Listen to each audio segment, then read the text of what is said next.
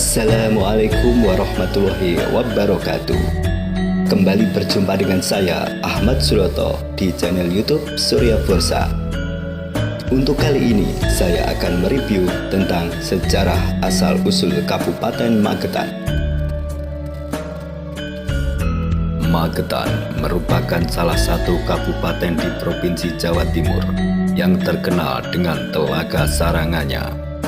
Kabupaten Magetan ini berada di kaki Gunung Lawu sehingga mendapat julukan Kota Kaki Gunung. Secara geografis, Magetan berbatasan dengan Ngawi di utara, Madiun di timur, Ponorogo dan Wonogiri di selatan, dan Karanganyar di barat.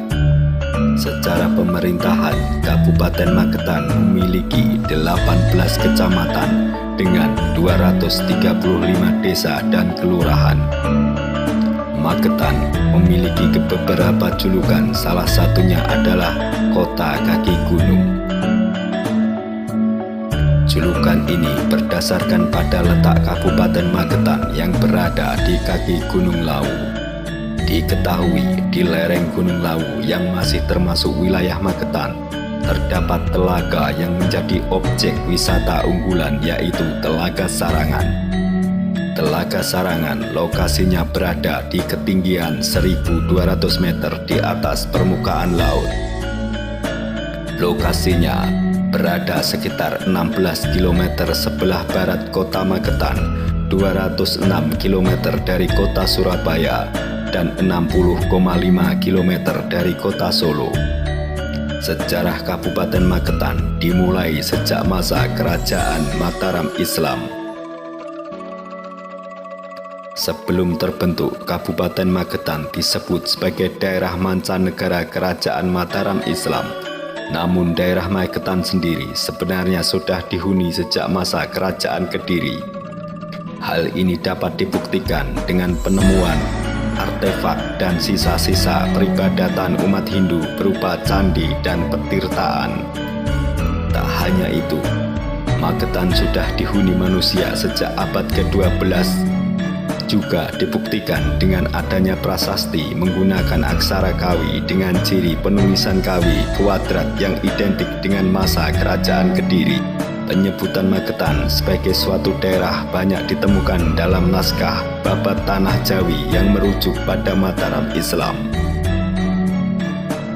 Kala itu, wilayah Magetan disebut sebagai daerah mancanegara Kerajaan Mataram Islam dan baru terbentuk kabupaten pada masa setelah Sultan Agung Hayangkrakusuma. Munculnya Kabupaten Magetan tidak dapat dipisahkan dari peristiwa politik yang terjadi di internal Mataram Islam. Pada tahun 1647, Trunojoyo dari Madura melancarkan pemberontakan kepada Sultan Amangkurat I yang sudah semakin dekat dengan VOC. Dalam suasana genting itu, dua orang kerabat keraton bernama Basah Bibit atau Basah Gontokusumo dan Patih Narangkusumo dituding bersekongkol dengan Trunojoyo. Akibatnya, Sultan Amangkurat I mengasingkan Basah Gontokusumo ke Semarang selama 40 hari, sementara Narangkusumo meletakkan jabatan dan memilih bertapa di timur Gunung Lawu. Setelah masa pengasingan, Basah Gontokusumo menemui kakeknya yang bernama Basah Suryaningrat.